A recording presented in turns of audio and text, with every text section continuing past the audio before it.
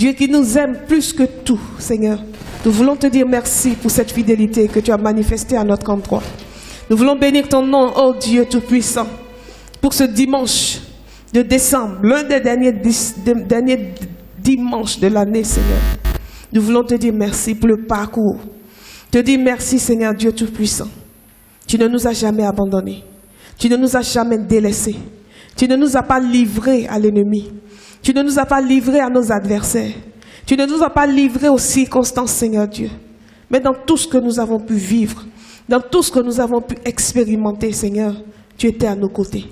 Et nous voulons acclamer ta fidélité encore une fois ce matin. Merci, Seigneur, pour ta parole que tu nous donnes de partager. Merci, Seigneur, pour ce temps de partage où tu viens encore une fois, Seigneur, nous éclairer. Où tu viens encore une fois, Seigneur Dieu Tout-Puissant, nous ouvrir les yeux sur ta réalité à toi. Béni sois-tu, Père. Nous voulons nous asseoir pendant que nous acclamons et te dire encore une fois merci. Te dire encore une fois merci. Béni sois-tu, Père.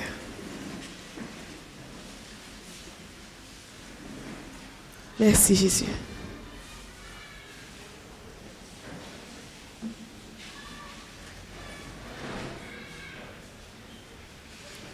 Béni sois-tu, Père. Est-ce que les femmes de cette assemblée peuvent acclamer le Seigneur ce matin?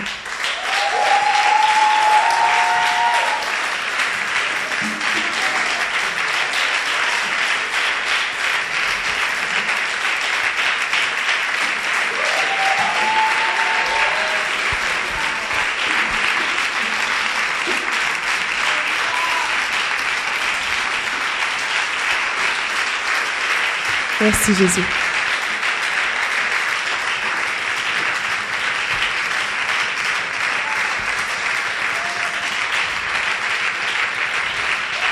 Je suppose que celles qui n'acclament pas ne se sentent pas femmes.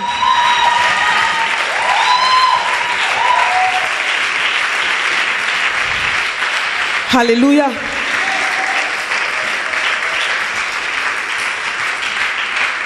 Que Dieu vous bénisse.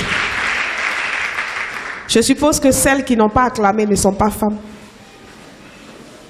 S'il vous plaît, s'il y a un autre sexe que Dieu a créé après, peut-être que je ne suis pas encore mise à la page. Après le culte, vous venez me voir pour m'informer du troisième sexe qui existe. Mais j'en connais deux, féminin, masculin. Est-ce que les hommes peuvent acclamer le Seigneur?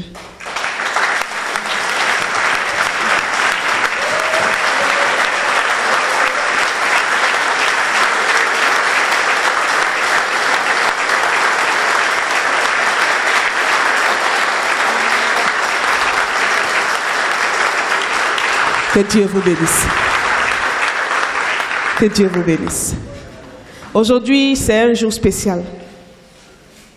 C'est un jour spécial. C'est un jour spécial.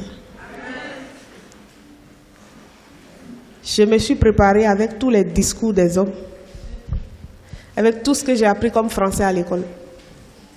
Mais le Seigneur m'arrête ce matin pour que ce soit un culte de reconnaissance. Que ce soit un culte pour dire merci. Nous sommes le 11 décembre 2016. 11 mois sont passés. Nous sommes dans le dernier mois de l'année.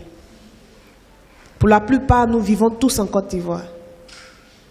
Et cette année, je ne sais pas pour vous, mais je pense qu'on a tous été touchés de près ou de loin par quelqu'un qui est parti. Ça fait 2 week-ends. Le week-end dernier, on avait l'embarras du choix. On ne savait même pas comment se disperser pour aller soutenir des gens qui ont perdu quelqu'un. On a dû faire des répartitions pour que chacun se sente soutenu. On a tous appris la mort de personnes célèbres dans ce pays. Je ne pense pas que la Côte d'Ivoire ait été autant frappée de la disparition de personnalités que cette année. Même pendant la crise, il y a des personnalités qui sont parties. Mais cette année, les morts subites, cette année, les mauvaises nouvelles au réveil, cette année, il y en a eu beaucoup. Et il y a le témoignage d'une personne en particulier qui m'a touchée. Que sa fille me permette d'en parler. Mais nous qui sommes ici assemblés, il y a 0,0000 de combien de pourcents de chances que nous puissions vivre l'expérience que cet homme a connue. Quelqu'un qui était déclaré cliniquement mort, qui était dans un coma, que le Seigneur ramène à la vie. Il lui donne 11 années supplémentaires. Et de son vivant, le Seigneur, par la bouche de loin de Dieu, lui dit, « Mon fils, ta maison est finie au ciel. Tu peux venir me rejoindre. » Je dis, c'est le rêve de plusieurs d'entre nous. Et l'homme de Dieu qui parlait a dit une chose. Il dit, moi-même qui suis évêque, je ne sais même pas s'il y a une brique pour moi dans le ciel. Mais pour cet homme qui n'est qu'un diacre, le Seigneur se révèle à lui et puis lui dit, ta maison est prête, tu peux venir. Le Seigneur lui a donné une chance inouïe. Pendant 11 ans, il a rattrapé ce qu'il devait rattraper. Pendant 11 années, il a corrigé ce qu'il devrait corriger. Pendant 11 années, il a été fidèle au Seigneur. C'était une autorité. Et cet homme de Dieu nous a dit que cette autorité arrivait à l'église avant tout le monde. Si le culte commence à 8 heures, il est là à 7 heures. Les gens viennent le trouver là. Il sait ce qu'il a vu. Quand il arrive à l'église, il oublie sa position d'autorité. Il prend la position de fils. Et puis il sert son Dieu. Au point où ce Dieu-là envoie un homme de Dieu, lui dit, ta maison est finie. Et c'est après qu'il a entendu ce message que Dieu le rappelle. Quelle grâce. Quelle grâce. Nous tous qui sommes ici assemblés, rien ne dit qu'un seul d'entre nous aura cette opportunité. Rien. Ce genre de témoignage dans le monde, sur les milliards que nous sommes, il n'y en a pas 100 000. Il n'y en a pas. Voici une grâce que quelqu'un reçoit. Mais quand il reçoit la grâce de revivre, il ne la gaspille pas. Nous ne savons pas si nous aurons cette grâce, mais nous gaspillons. Le temps que nous avons n'est détenu que par Dieu. Nous pouvons faire toutes nos prières pour que chacun atteigne 100 ans. Mais nous n'atteindrons pas tous 100 ans. Nous n'aurons pas tous 90 ans. Nous n'aurons pas tous 70 ans. Nous n'aurons pas tous 60 ans. Nous n'aurons pas tous 50 ans. Nous n'aurons pas tous 40 ans. Nous n'aurons pas tous 30 ans. Ainsi de suite. Même un bébé qui est sorti en un jour peut partir. C'est Dieu qui détient ces choses.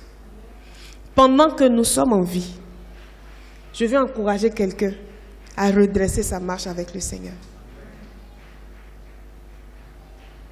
En tout cas, tant que tu peux faire ce qui est de ton effort pour que les briques continuent de monter dans le ciel, fais-le.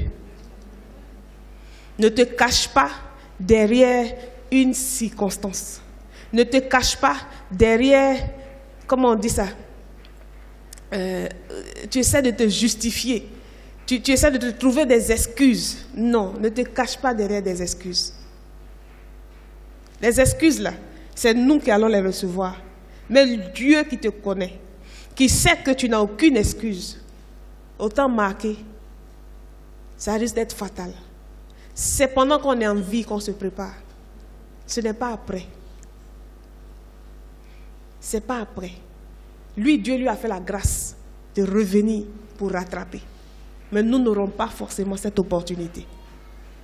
Pendant que nous sommes en vie, travaillons.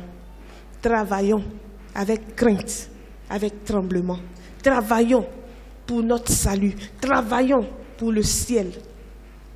Qu'on ne soit pas de ceux qui pleurent sur la terre et qui vont pleurer dans le ciel. Qu'on ne soit pas ce genre de personnes.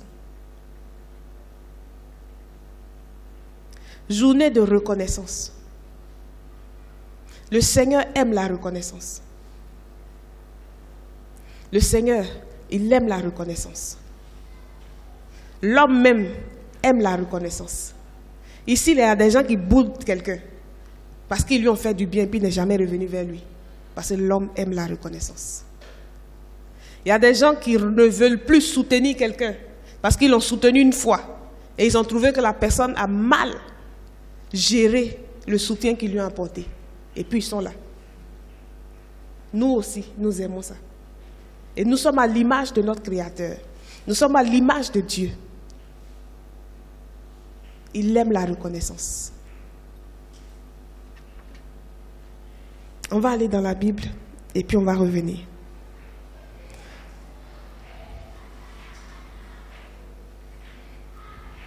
On va aller dans le livre de Luc, chapitre 17.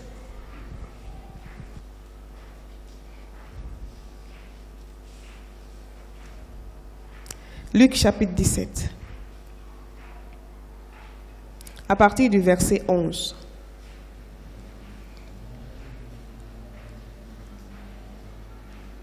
Si quelqu'un a trouvé, qu'il dise merci Jésus.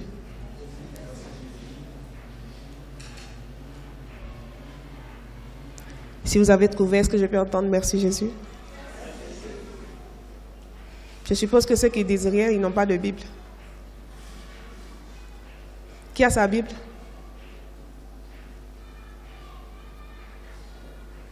D'accord. Donc le merci doit être conséquent, n'est-ce pas? Qui a trouvé le passage? Nous lisons la parole de Dieu. Jésus, se rendant à Jérusalem, passait entre la Samarie et la Galilée.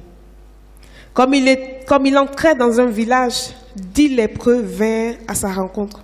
Se tenant à distance, ils élevèrent la voix et dirent: Jésus, Maître, aie pitié de nous. Dès qu'il les eut vus, il leur dit: Allez vous montrer au sacrificateur. Et pendant qu'ils y allaient, il arriva qu'il fut guéri. L'un d'eux, se voyant guéri, revint sur ses pas, glorifiant Dieu à haute voix. Il tomba sur sa face aux pieds de Jésus et lui rendit grâce. C'était un Samaritain. Jésus, prenant la parole, dit: Les 10 n'ont-ils pas été guéris? Et les 9 autres, où sont-ils? Ne s'est-il trouvé que cet étranger pour revenir et donner gloire à Dieu? Je reprends le verset 15. L'un d'eux, se voyant guéri, revint sur ses pas, glorifiant Dieu à haute voix. Il tomba sur sa face aux pieds de Jésus et lui rendit grâce. C'était un Samaritain. Jésus, prenant la parole, dit: Les 10 n'ont-ils pas été guéris? Et les 9 autres, où sont-ils? Ne s'est-il trouvé que cet étranger pour revenir et donner gloire à Dieu? Nous bénissons la parole de Dieu ce matin.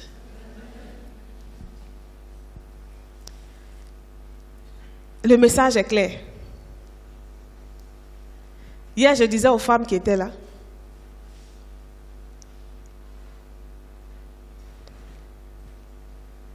qu'une chose est sûre,